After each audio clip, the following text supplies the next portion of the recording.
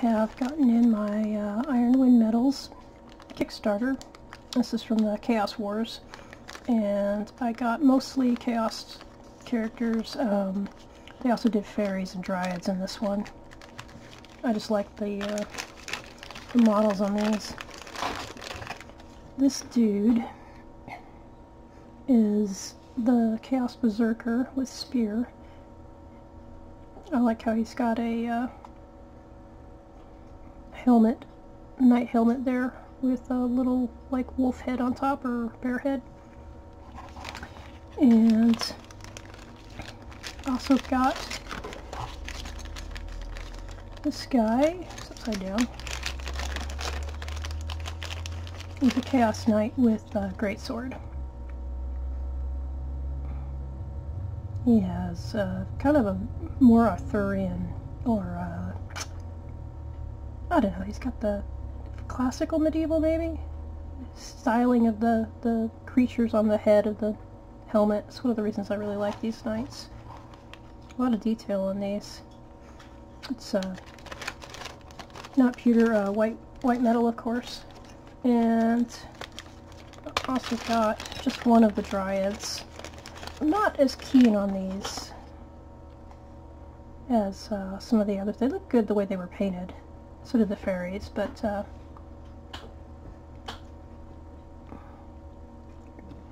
too shiny there to see. This is the dryad with the blunderbuss. And we also have Chaos Knight characters, which, again, with the very ornate helmets. His sword is also very, I don't know if you can see the detail on that. It's a little too bright.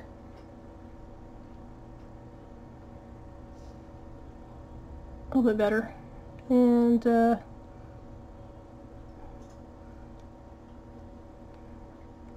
he's got some cloak on him and pretty good full plate. This guy with the axe is pretty cool. He's got the horned helmet. Gotta love that. And a full sword. Two-handed sword on his back. You know, just in case he needs to get rid of the axe, I guess. This guy's one of my favorites. Looks like one of the very commanding guys. Little mold line in the horns there is going to be fun to clean up. These are really clean models. They've got some great detail, and they're obviously 28mm, closer to actual 28mm than the heroic kind. And the real reason I got this Kickstarter is right here, because these are awesome. Absolutely love knight models, and so when I saw these guys, I kind of it was kind of like, that's all she wrote. Ooh, I got a lance stuck in there. So they all come with barded armored horses.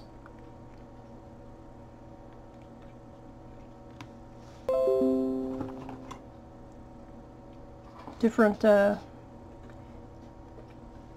slightly different stances on some of them, and then you got some, the barding is a little more ornate here. You got some chainmail and some plate down the back of the neck. Looks like fur, or could be, you know, maybe frilly cloth there, and a insignia on the saddle. Well, not on the saddle, but on the barding itself. And there's another one like that. Looks like 3 of each, roughly. It's just some great detail on these. A little bit of cleanup, but not too bad, really. Especially for metal.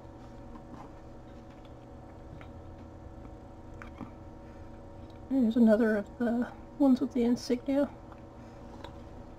And then you have the riders, who have some loose lances. I guess you can probably pose them.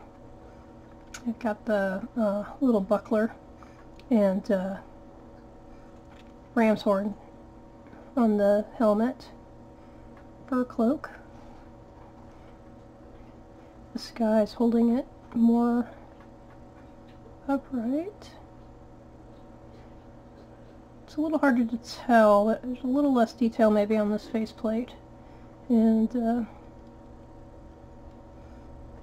overall maybe a little bit, but he's definitely cool still. You could do some fun things with the shield for freehand or something. Same dude. Of course you have to fix the bendy bits, which you gotta do very, very slowly so as not to break the metal.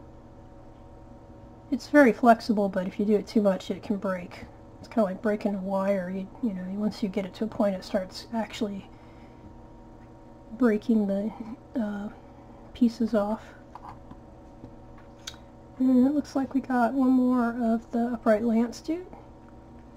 And then the rest of the riders are the lance you can put however you like.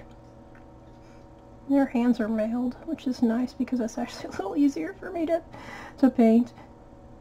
And yeah, let's see if we can get a better view of these guys. Not a little bit. They're quite small for what I'm used to working with after Warhammer. And we got the lances, which look really cool. This is actually kind of funny because I don't know what you call this bit, the bit that they added on so that, you know, as they were molding it or whatever, obviously it was probably green stuff or something, and it's still got somebody's thumbprint on it or whatever. It's just kind of funny. Little things like that will be clipped off anyway. So they came with the pretty standard rectangular bases like that. And, yeah, I'm looking forward to getting these done, but honestly I probably won't be able to touch them for quite a while. It's still fun to see them and have them ready to go at some point. So anyway, if you ever want to back Iron Wind Metals, I strongly would recommend them. They're very quick. They're not as slow as some of these miniature people are, I guess. I think they really are just looking for the money for the molds to make the actual molds themselves, and they already have everything ready. The production is quite quick, and the shipping was, for something this size, because these are quite heavy, was $12. It was not bad at all. Honestly can't recall their origin though, so I think it's shipped locally, but anyway, local to the US, that is. Yeah, so if you ever want to back some seriously interesting miniatures, you know, go for the Iron Wind Metals, or look on their store, of course, and they have a bunch available you can buy. This is the third one of theirs, I believe, that I've backed, and quite happy with them. They're very quick and really good quality. And I know a lot of people don't necessarily enjoy metals, but I still really enjoy metal miniatures, so I like the heft. And these are really easy to work with compared to a lot of them, so you'd be good to get some from them. Alright, thanks. Hope you enjoyed.